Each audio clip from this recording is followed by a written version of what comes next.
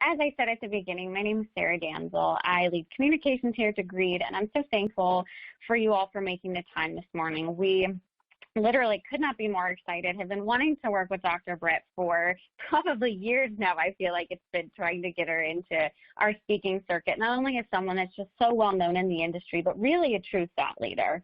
And as many of you know, right now there's such a push for valuing learning and tying it into the broader organization. So that is what Dr. Britt Andreatta is going to talk to us about today. Couple quick administrative things. Please continue to put in where you're from in the chat. There's two options. We have a group chat there along the bottom as well as a Q&A. We are going to save time at the end for Q&A, so please go ahead and start submitting them now.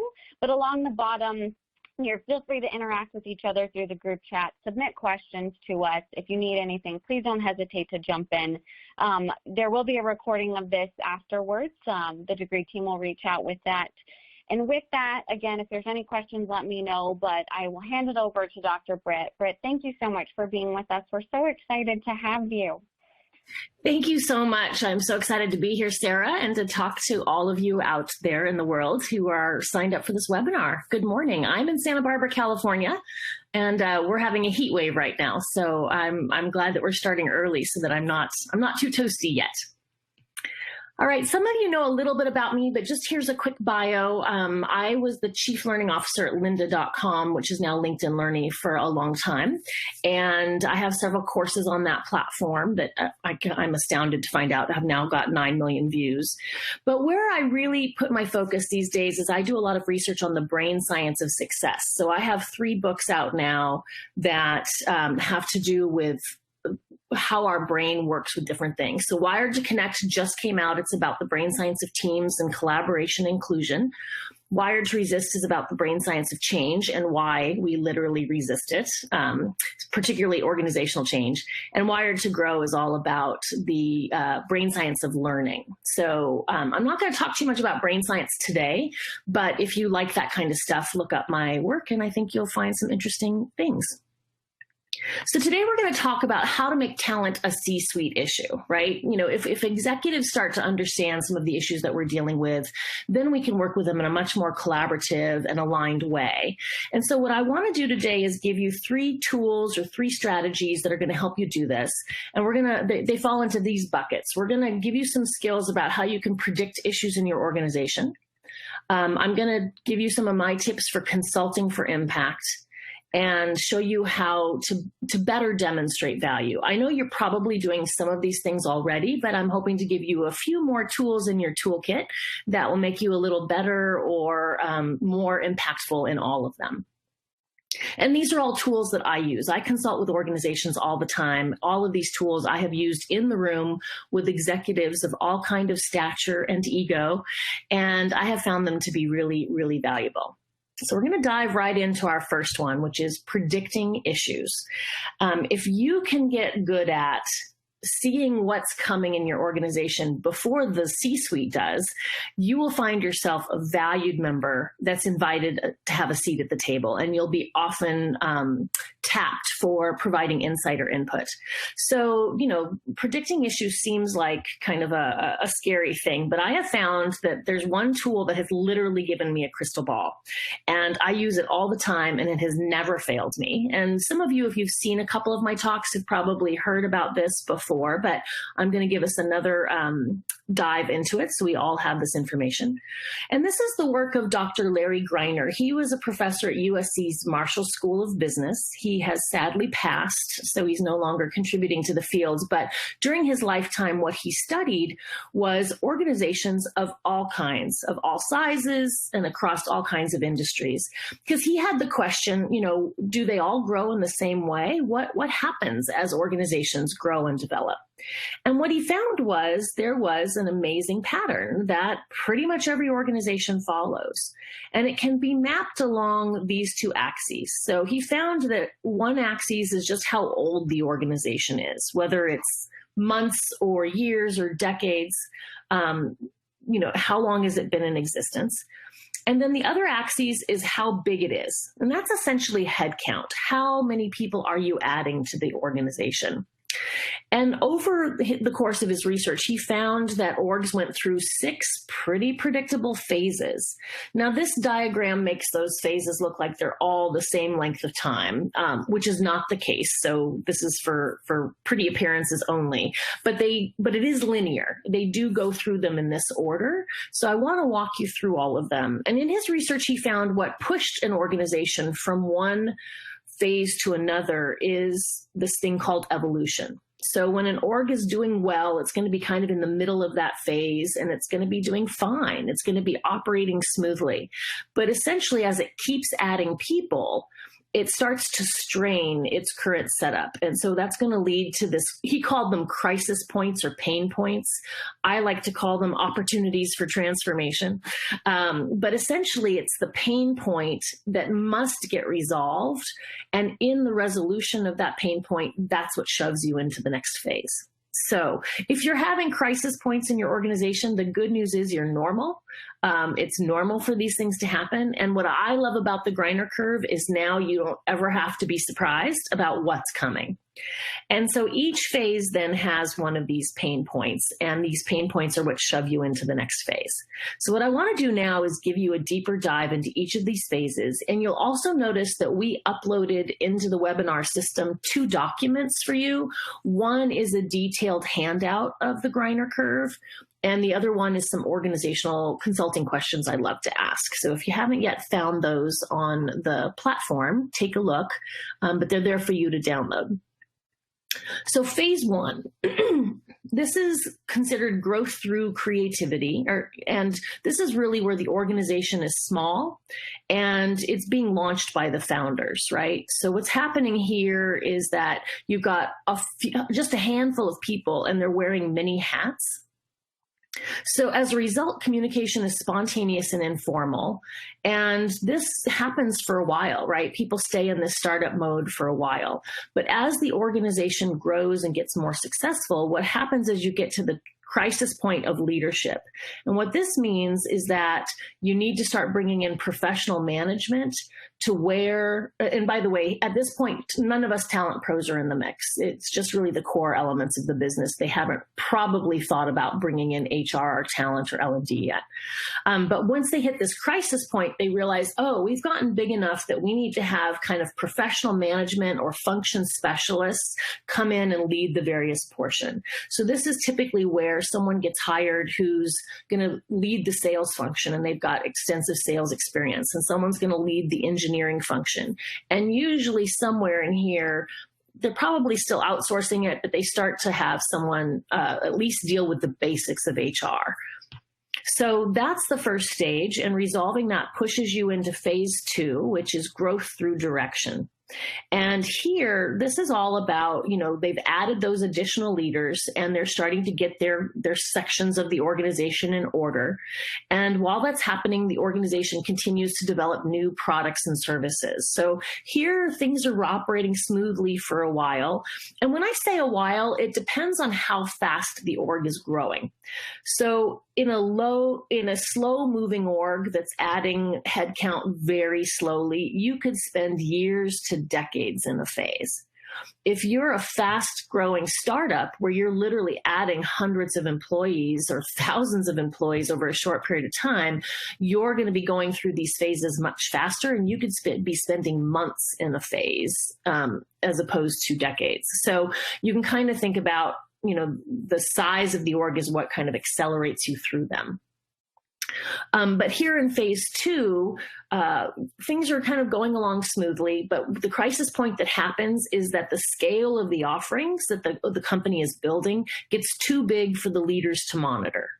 So they start to be able to not have their finger on the pulse of everything. And this takes you to the crisis point of autonomy, and where you need to start to delegate authority.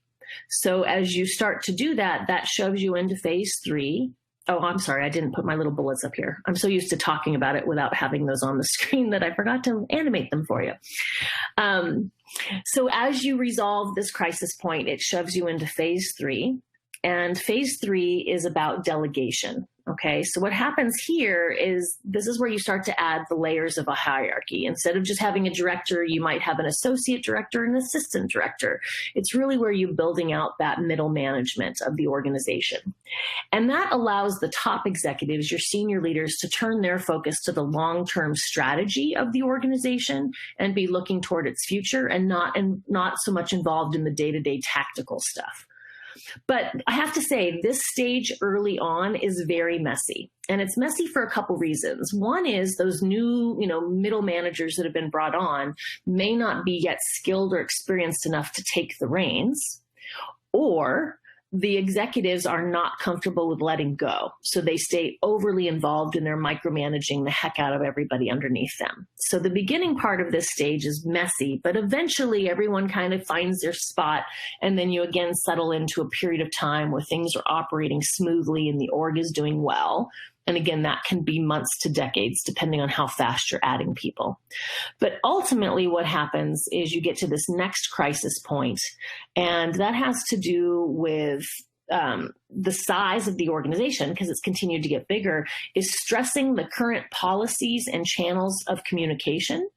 And what happens is that this just creates chaos. You start to have different parts of the organization are doing things differently, and that's causing problems. So this is where you start to notice, gosh, they're managing their budget differently in engineering than they are over in sales. Or gosh, people are doing performance reviews differently across the organization, and that's causing problems. So the sheer volume means that the organization is not, the managers can't control all those pieces in a consistent way.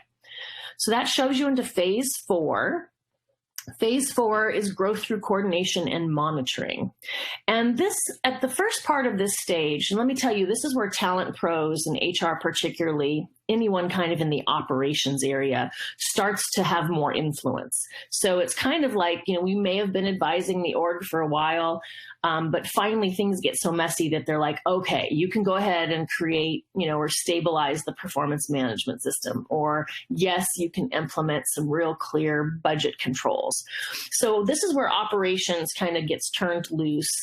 And on one level, it's good for the organization. It definitely brings about, some more clarity and allows things to get more aligned.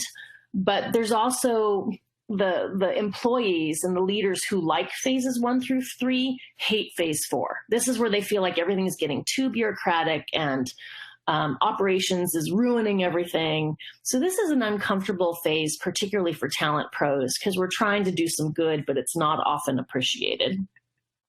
And what happens here is just HQ in general is responding with putting policies in place for everything and adding new systems and procedures and having formalized communications. These are all good for the overall efficiency of the organization. But for employees who tend to like those early phases, you can start to see some turnover or some attrition here.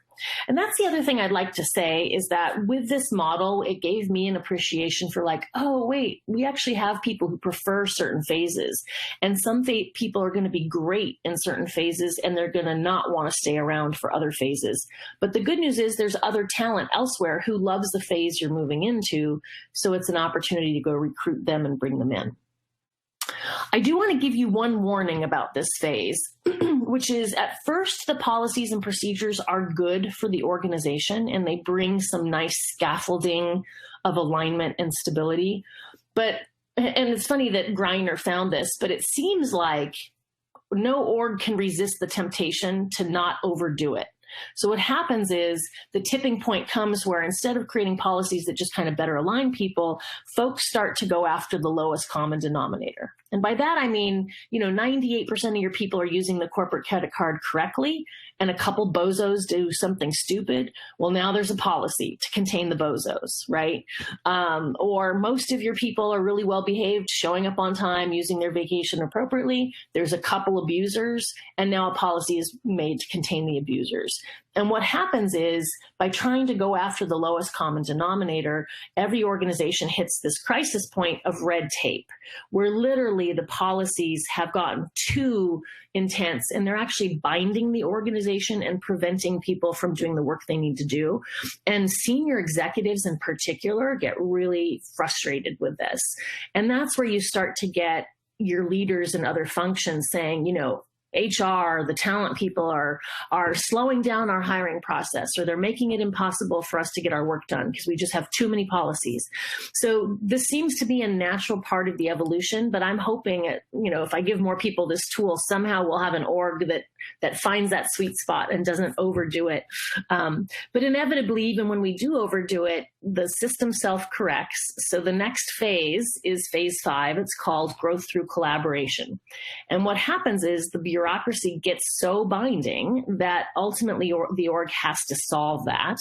And so what they do is they move into this new culture where they want to say, okay, we're not going to handle everything with red tape. We're going to focus on hiring emotionally intelligent people and empowering and trusting them to make good decisions. And we're going to have agile and flexible systems so that people can get their work done quickly. But let me tell you, most orgs come to this after they've lost a lot of business or have had a major crisis in the, you know, in their revenue or in their employee size or something. So usually they come to this awareness after pretty big challenges. But what happens here is that the organization gets more flexible things in place, and that's great. And you can hang out in this phase for a long time. Again, it depends on how fast you're growing. But ultimately, what pushes you into the last phase is that the organization hits the end of its natural organic growth, and it can only continue to grow by partnering with other organizations. And so that shoves you into phase 6, which is growth through alliances. And here it's really about, you know, partnering with other orgs. So oftentimes this looks like mergers and acquisitions, franchises, outsourcing major elements of the business. So the org, in order to continue its growth trajectory, has to start involving more and more other orgs. Now, let me just be clear. You can do some of those behaviors in earlier phases, like oftentimes we outsource certain things to services.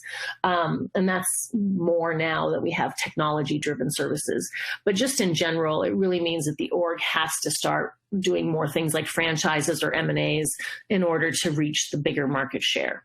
And ultimately what happens over here is that as you bring in other employees from other companies, as you're merging with other organizations, the core mission gets diluted because it's merging with other missions and other values and vision. So it brings you to the crisis point of identity where the org and particularly the leaders feel committed to, gosh, we need to really refocus on what we're about. What is our vision, our mission, and our values, and what is our strategy?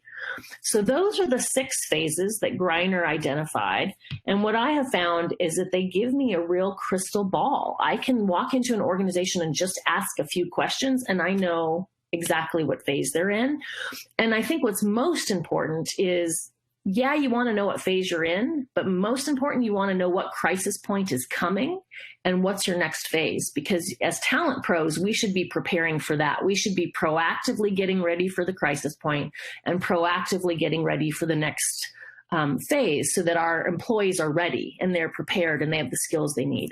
What most orgs do is they kind of have the crisis point happen first, and then they're reacting and trying to fix it on the backside. So you want to be ahead of the curve. So now that I've given kind of you the 101, and here's the handout you have, which gives you kind of the cliff notes on it. We have a poll question for you, which is, where is your organization? So think about the Greiner curve, and what we want you to do is identify where you think the core part of your business is, your organization right now. What phase do you think you're in? So we'll give you a minute to answer that. It is possible that parts of your business, the core part of the business, is in a further along phase than maybe new functions that you've added. So think about the core part of the business. What phase are they in? And Britt, while we're waiting, we've got a question from Linda. She'd like to know, how do you apply the phases of growth when you are working in what she would describe a startup legacy company, or as a startup in a legacy company? So companies do that, right? They'll start a new little division or a new little function. Or when you do an M&A, right, you can have a company that is a long-standing company at a certain phase and you've just acquired a company that's at a younger phase. Absolutely, that creates a little chaos. So what happens when you're a startup within the legacy, you're going to still have many of those behaviors. You're still going to start at phase one, essentially, of the Griner curve, but you're going to be influenced by the larger organization. So you're going to see some of those policies and procedures influencing you early on instead of them getting developed organically. So you're going to be a little bit of a hybrid. All right, so let's see. We have most of you 25, well, no, most of you are sitting in phase 5, 28%. Next largest group is coordination and monitoring. And very few, I'm not surprised that hardly any of you are in phase 1 because it's very rare for talent pros to be in that part of the org anyway. Okay, great. It's good for you to know this. How I use this tool with executives is I teach them the Griner curve, and I also have them start to assess where they are in their organization. And we talk about what are the likely crisis points, what does that start to look like. But what I have found is when I start to give them some of this information, and I don't always give them Griner right away. I ask questions and I start to say, oh, so you're probably experiencing this and that and this and that. And they'll be like, oh my gosh, how did you know? And then after I've kind of gotten the benefits of my expertise that I've brought to the conversation, then I give them this tool and we use this tool together. And I have found it's been a game changer because then you're all working together around what's coming and how do we solve it. And it gives them just a real clear understanding of like, oh, we are actually growing as an org, and that's going to mean things. It means a couple things in particular. You know, every growth phase shapes the employee life cycle. It shapes what your org structure and design is going to look like. And it also shapes the roles and goals of the talent professionals and what they're doing, and also what skills are needed.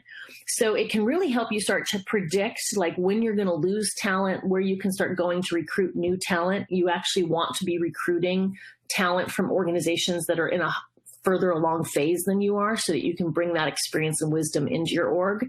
You can also know that right when you go from phase 3 to phase 4, you'll probably see some attrition. And then if you could predict that, then nobody's panicked by it. And in addition, in terms of the skill development, we really want to think about, you know, what makes someone great in phase 2 might not make them great in phase 5. So it also means that as you're looking for talent and assessing your talent, you want to be thinking about how does that map to the phases? Because what makes a great leader or a great manager or a great employee at phase 2 is different than phase 5. So it may mean that you're going to be changing out who you're recruiting and putting in these positions, or making sure that your L&D department is developing them into the next phase. If you're not developing them ahead of the time of you getting there, you're going to have a bunch of employees that are not ready, and they're not going to be able to lead and perform in the organization. So your L&D strategy and your recruiting strategy should absolutely map to Griner. If you want one more cool tool to look at this, particularly for those of you in fast-growing startups, Reid Hoffman, he was the founder of LinkedIn. He teaches a Stanford University course, and it's available. All the classes are available on YouTube. It's called Blitzscaling. And it's a particular strategy that, particularly in technology, the leaders use to grow the organization fast because they're trying to get to the IPO. And while it works, it's hell on talent professionals. and the impact of talent isn't always in the mix. So for those of you in fast growing companies, I encourage you to watch this course because it's just going to give you some new information about kind of how to navigate executive goals and challenges. All right, so that's our first tool. I now want to move us on to our second tool, which is consulting for impact. Now, you're probably already consulting. You're having lots of conversations in your organization. You're having those meetings. You're developing those relationships. But I want to give you some specific ways to do that, particularly with your executives, but also with any of your major influential leaders and even your day-to-day managers. Consulting for impact is going to be a tool that helps. So again, across your organization, there's probably going to be different functions, right? And on one level, oh, my font made these all break in a funny place. We'll ignore that. It's supposed to look pretty, but it's a little wonky. What we do know is that, Greiner tells us that there is some commonalities across the organization, and you'll see that. But we also know that everyone who works in these different functions thinks they're very special. So sales will tell you our world is very, very different than engineering. And they're right on some level, right? There is some differences.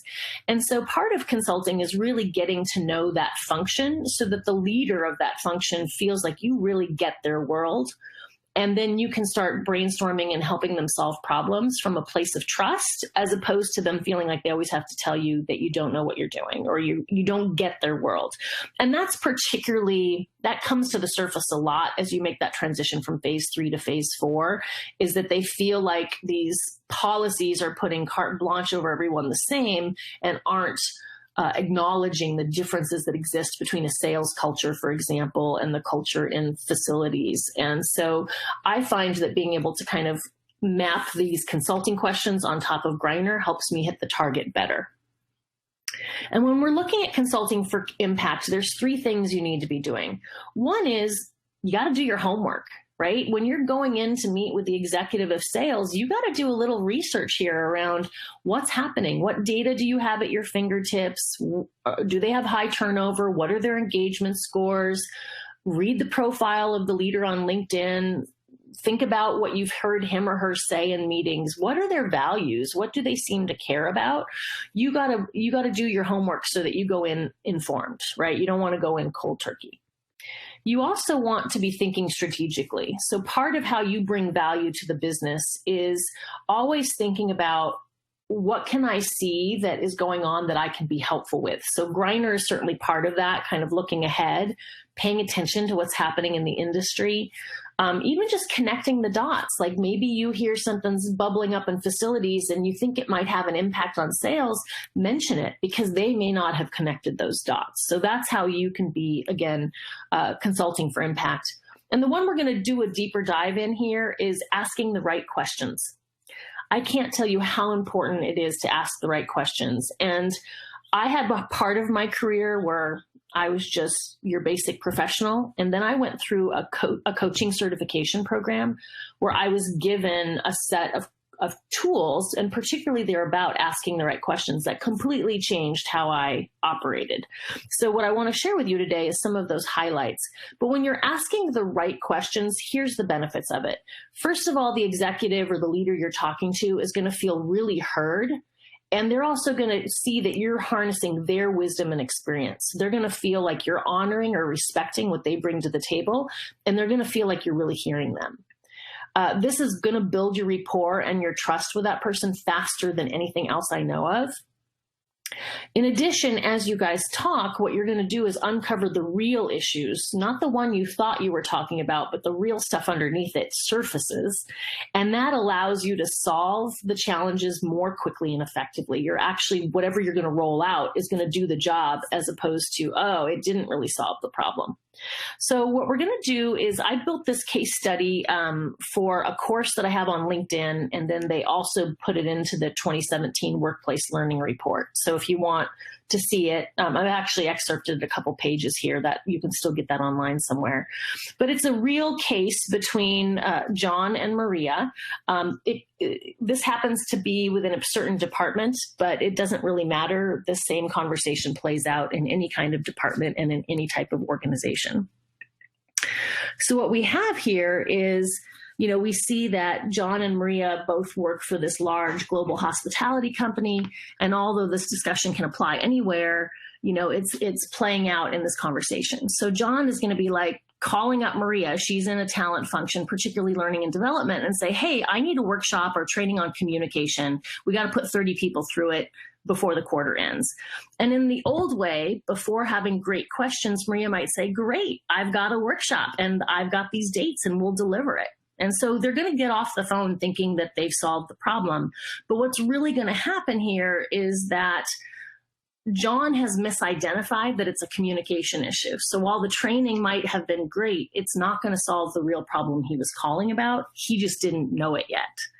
So when Maria is doing a great job consulting, she's going to do some things differently. He's going to call with the same question. She's going to say, great, I'm here to help you, but can we get into some of the details here so that I can ask better questions and learn more about what is going on?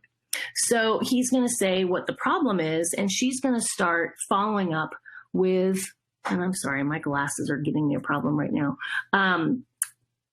Sarah, is that less blurry for you, or is it blurry for everybody?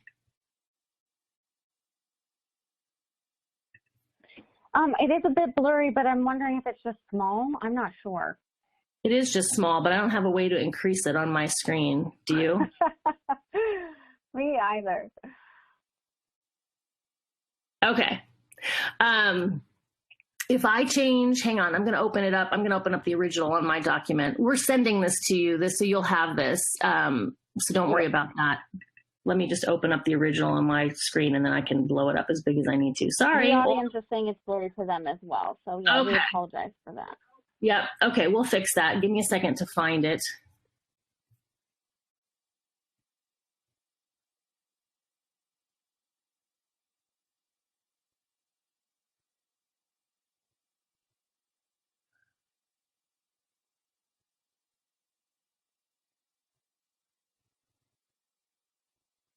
Okay, here it is. I also zoomed in on the screen a bit on my end, and it helped to be able to see those conversation points just for anybody that's, interested in doing that as well. Okay. Good. Well, I'll be able to read them now. Sorry about that. All of a sudden you're like, wait a minute, that is not projecting in a way that my eyes can read. Okay, so when we get to this conversation, now, Maria's asking a few questions. So her first question is just tell me what's happening right now. So we get away from his interpretation that it's communication. And he says, well, the team is missing key deadlines and some projects have gone out with errors that someone should have caught. And she asks, is everyone on the marketing team involved? And he says, no, it's actually a coordination between the content team and the social media group, 10 people total. Right now, they either miss the deadlines and get it right, or we get it out the door, but we find errors. So already that's some valuable information, right? We've focused in on who's involved and what's really going on. The conversation continues. And Maria says, okay, what would it look like if people were performing optimally? I always love to ask that question because when they can tell me the desired state, it reveals some more stuff. So he says, well, we would follow the project plan to the letter. We would make our deadlines and things would be error-free. And then she starts to hone in. Okay, when you think about these 10 people, what skills do they need to make the shift? Is there gaps? Is there anyone doing this well? And I always love to ask the question, who's doing it right? Because it gives more information. And he says, well, actually, yes, I think we need better time management and error checking. And these two people, Kelly and Abdi, are my top performers. Well, what are they doing differently than the rest of the group? So again, we're getting some more information here. And he says, well, they've been here the longest. I wonder if they've come up with helpful strategies. So now we've revealed that there are some people who are doing it well and that they might have some information we can harness. So Maria continues the conversation by saying, all right, that's a great question. Let's connect with them and see what insights they can provide. Using what they share, let's do a focus training for these 10 people around executing the project plan and adding some elements of time management and quality control. And John says, that sounds great. So by just asking a few questions, you've now really honed in on what the real problem is, who's really involved, and you've got some key internal experts that you can leverage. That's going to be a very different workshop and a very different result than if you had just done your basic 90-minute communication training.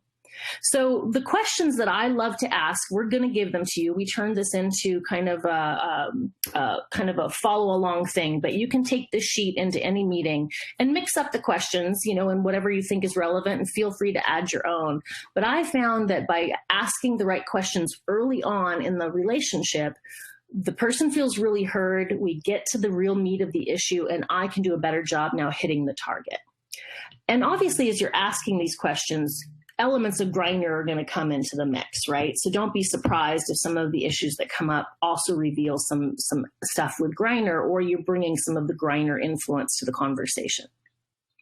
And consulting with impact is just something that we all need to get good at. So I'd love to have another audience share question here at this moment, which is, what are some of your favorite tips for consulting with business leaders? Or if you got a particularly challenging situation that you're currently dealing with, feel free to ask me or the group about it. So take a minute to put those in. We're going to read a few of them right now, and then I'll do more at the end. And you can respond either on screen or via the group chat or Q&A, anything that's most comfortable for you.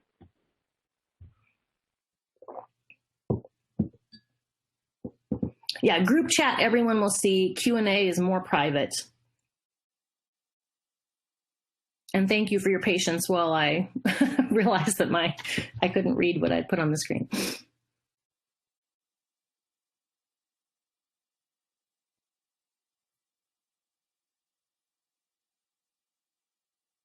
Okay, Sarah, do you want to start reading some out loud?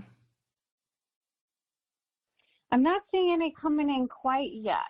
Okay. I might still be typing.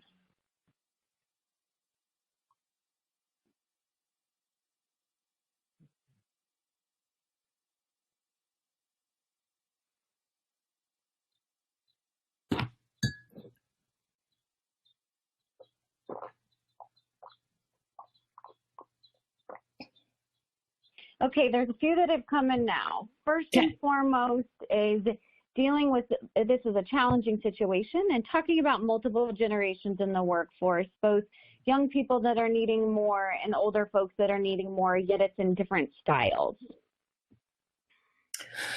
Yeah, so, when I'm working with any executive, I try to match what they need. So depending on what their values are, their communication style, I try to make myself malleable so that that person feels really seen and heard by me.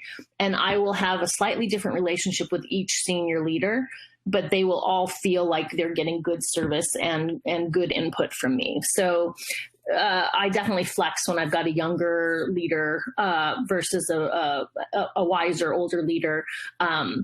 And then also, they also have their personalities, right? Some are brusque and, and grumpy, and some are really chatty and want to know lots of information.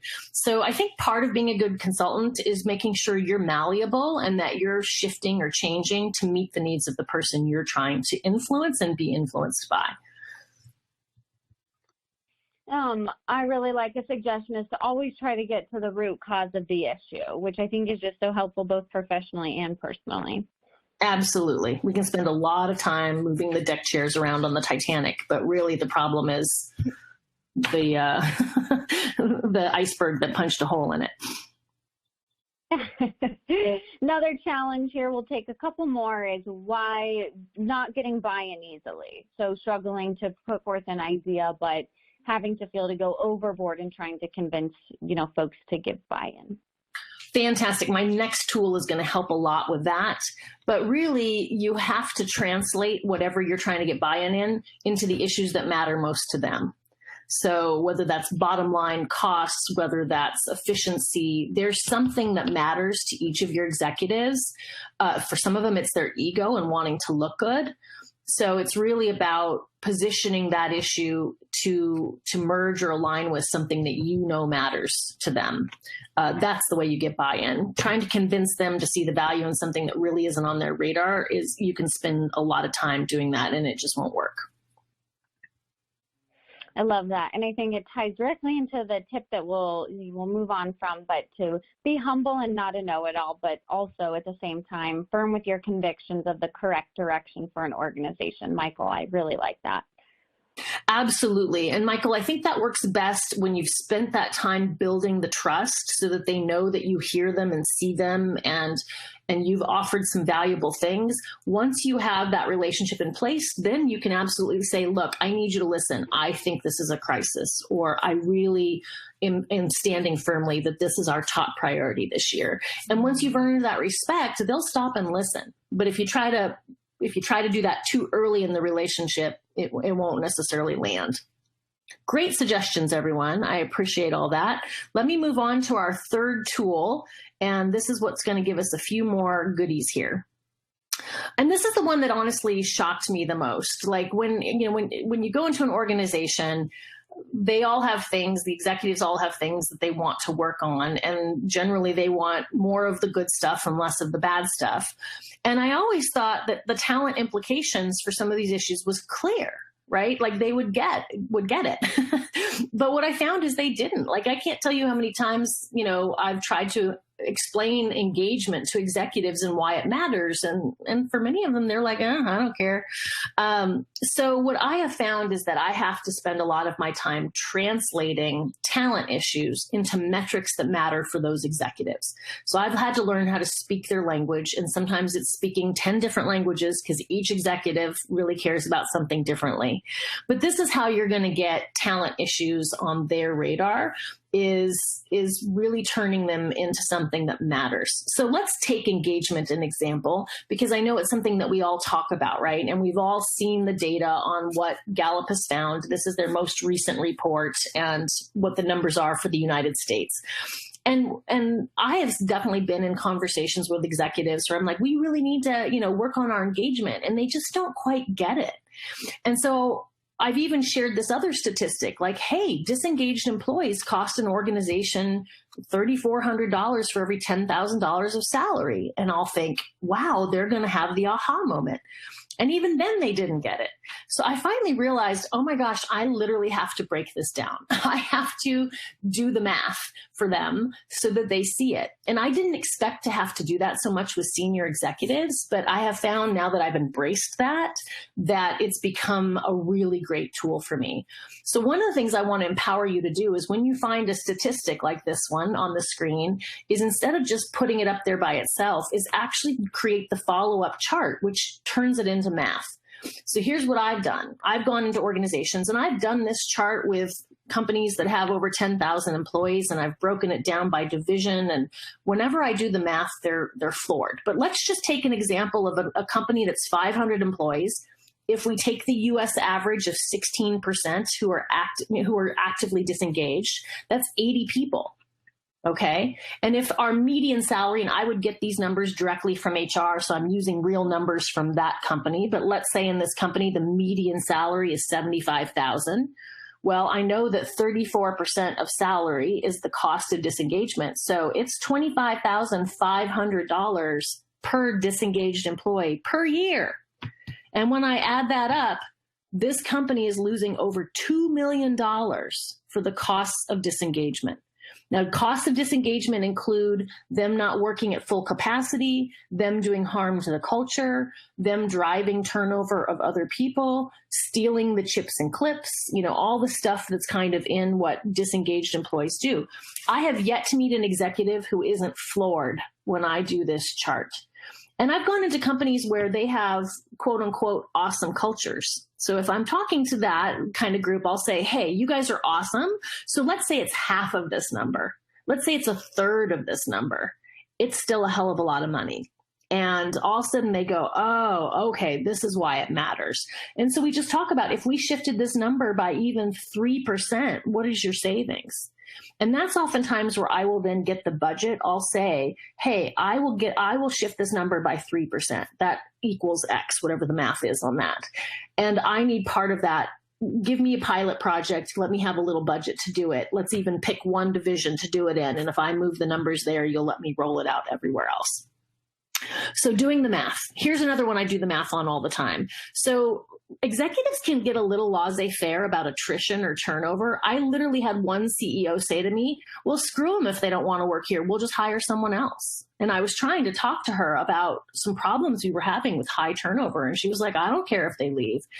And I was a little shocked because what she didn't understand was this number, how much it costs to replace an employee who leaves. And SHRM has done some research that says it's 50 to 250% of salary plus benefits. Okay, so this includes the lost productivity while the position is unfilled, the cost of often onboarding, recruiting, hiring, training, and the time it takes for the new person to get up and running. And so I'll do some math again. I'll say, all right, let's take an entry-level employee that's making $50,000, and we'll use that 50% number. And let's take one of our higher-level technical leaders, our technical skills or higher-level leaders, and that's 250%. And that's salary plus benefits, right? So you're not just looking at annual salary. And when I show them the math to replace an employee, And here's what's even better. If you now multiply this by the number of people you've lost in the last 6 months or in the last year, the number gets pretty high and pretty shocking. So I have found that doing the math really helps them start to see, oh, we actually need to care about attracting and keeping that top talent, because when we let someone leave, it's not just, affecting our efficiency, it actually has real costs to it. What's great about the engagement data is you can actually calculate it for anywhere in the world, because Gallup has their global report that actually has engagement numbers for every region, including they get country specific. So I've gone in and run, reports and put together presentations that show what our disengagement issues are costing us in our China office or in our London office. And so you can get pretty specific with this. And what's great is a lot of these things, you can certainly calculate into US dollars, but they work for every currency. So percentages can be translated to euros or yen or rupees or whatever country that you're trying to make the case for. Now, certainly engagement and turnover are some issues, but here's some other things you might want to consider calculating or turning into a mind-blowing presentation based on what matters to your executives. So customer service, right? How can we look at what the impression is of our company, what kind of loyalty we have, what kind of complaints or returns we get? Creativity, how creative is your organization? How much is your teams coming up with new ideas, doing risk-taking, engaging in collaboration? There's ways to measure this, right? And you want to start to look at what kind of data can I get my hands on? Development, are we developing people's capabilities? How are people performing? What kind of promotions are people getting? How many people are requesting to transfer out of certain departments or under certain leaders? Culture, again, what kind of turnover do you have? What kind of absenteeism rates? What kind of engagement scores do you have? These are all things that you can pull data on and start to build a case. I wouldn't recommend going after all of them, but you want to hone in on the ones that A, matter to your executives, and B, you can find data on. There's also some hard data, so you can actually look at your overhead costs, your operating costs, costs of accidents, sales. You can look at output numbers, how many things your company is pushing out the door, whether that's students graduated or grants awarded or accounts signed. The measurement is different depending on your business. You can look at how much time is being used. Time translates to money, so you can measure time. You can measure quality in terms of the quality of the product or the problems with that. And you can also measure energy, right? What are your costs with water or land, or how much pollution or waste is your organization generating? So cast your net wide, but make your choices based on what matters to your executives. And ultimately, what you're doing is you're translating business sense into business sense, right? So you want to ask the question, what problem are we trying to solve? What can we measure? How could we measure progress so that if I institute a solution, we can see that we've made a difference? Who are the stakeholders and what expectations do they have? If you ask those questions up front, you'll start to hone in what you want to work on. And then I also like to get clear about, are we increasing something or decreasing something? So you could be trying to increase productivity, or you could be going after decreasing inefficiency. Both will get you some awesome results. Are you increasing retention or decreasing attrition, right? They're the same thing, but you might come at them slightly differently. Are you increasing revenue or decreasing waste? So as I'm asking those consulting questions and trying to figure out what matters to my executives, I start to hone in on which angle they like to go with. And certainly for those of you that are rolling out learning, I always like to present Jack Phillips' work on the return on investment on learning, because really, the lowest level is, did the learners like the program? The next level up is, did they actually walk away learning the content that you have to measure through assessing their knowledge? Implementation, did they actually take that learning and deploy it on the job? That you can see through observation and some other measurements. Ultimately, did that shift in their behavior change what you were going after? So here's an example. If you want to decrease complaints to HR, you might implement a manager training program. So you're going to give your managers some new skills about how to be better managers, but ultimately you're going to measure, did complaints to HR go down? right? And ultimately, then you can calculate, did the money that we spend on the manager training pay off in the cost of losing some of our best people when we compare those things? And then kind of the last part of demonstrating value is really being a flashlight and shining the light on some important issues that maybe your executives haven't thought about. And I like to draw their attention to valued sources that I know are doing good, solid research. So I'm always scanning kind of everyone's latest report they're putting out there, signing up for webinars, getting those white papers, getting those reports. You should have, your inbox stuffed with them, because ultimately it's going to be looking through them that you're going to be able to put together some good stuff. So here's a page from a report by Burson and Deloitte, which is really talking about how we've shifted in manager philosophy. And right now we're kind of at this transition from really focusing on teams and moving toward purpose and meaning. And so I want to share this with executives to say, hey, this is where we are as a society. I want us prepared. Let's be forward looking and think about how we can meet those needs. I might get a report like this. Deloitte puts out this global human capital trends every year. I love these reports. They are hundreds of pages, chock full of lots of great data. This is just their summary page. But what I'll do is start to look for trends. Like in this particular one, it's about diversity and inclusion. And I might use this section of the report to say, hey, this is starting to really become something we need to put some attention to. I want to make this an initiative this year, and their data will help me make that case. Or I might pick a couple trends here. If I'm wanting to get approval to purchase something like Degreed, I might then search for data that supports why that's a good purchase for us to make and what the benefits are. So what you're doing here is leveraging their staffs of researchers and their ability to collect and crunch numbers to give you some other data in addition to the data you can pull within your own organization.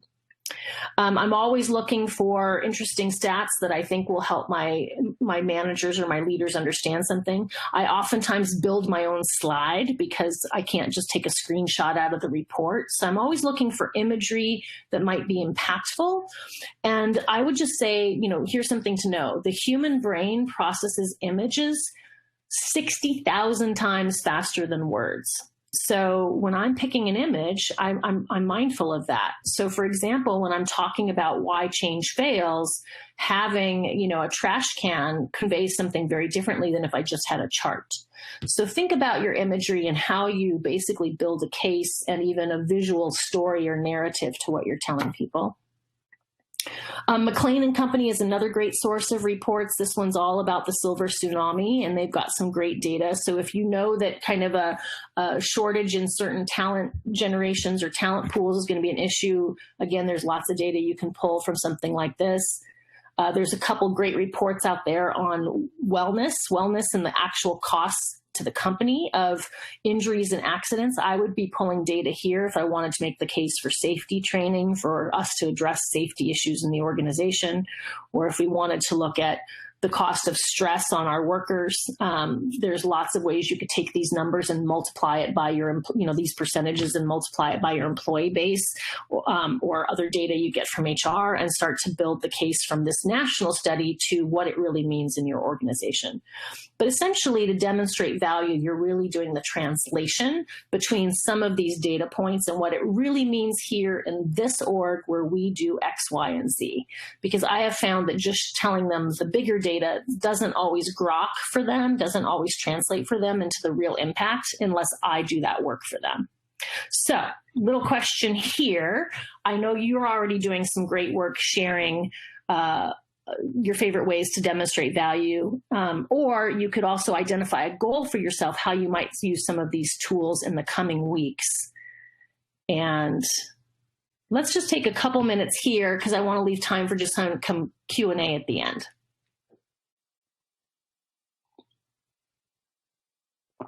Again, go ahead and send to us via the group chat or the Q&A, and we'll share with the audience.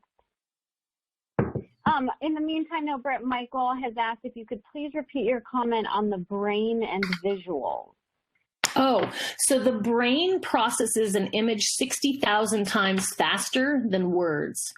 So my slides now are almost always an image that really conveys what I'm getting at with a few words over the top of it or along the bottom of it. You've seen some of that in this deck. So I've gotten to be much more focused on being a visual storyteller and not just handing people data.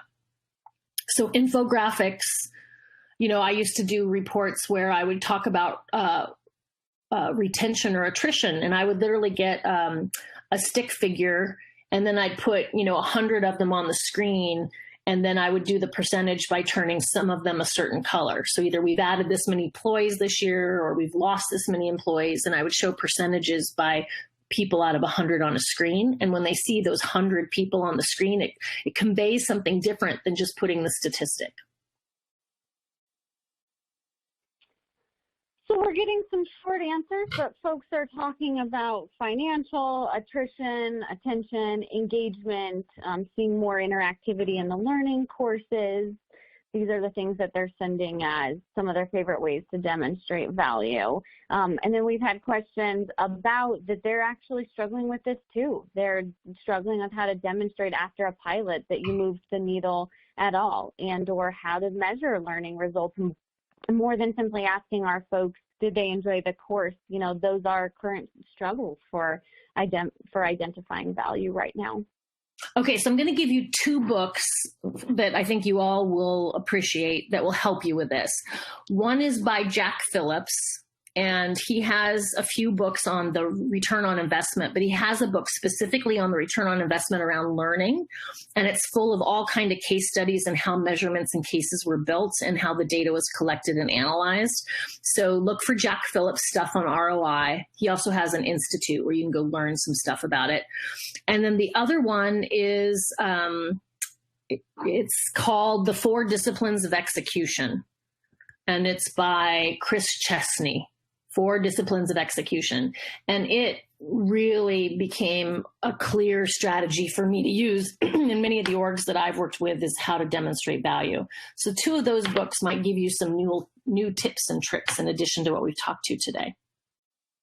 I want to leave you with one last piece of data, which is this idea that where we are in the talent professions is we're going through these 3 parallel evolutions or revolutions, and they're being pushed by technology. So, we started off with education, which was socializing people for work. It was the ticket to the middle class, and now it equates to crushing debt. Then we moved to training. We can teach skills, improve performance, and develop leaders. And now the conversation is really about learning, this anytime, anywhere, lifelong process about developing people's potential. So make sure that you are also evolving your conversations with your leaders. A second revolution that's happening is we've gone from human resources, really this hire and fire approach, to thinking about workers and employees.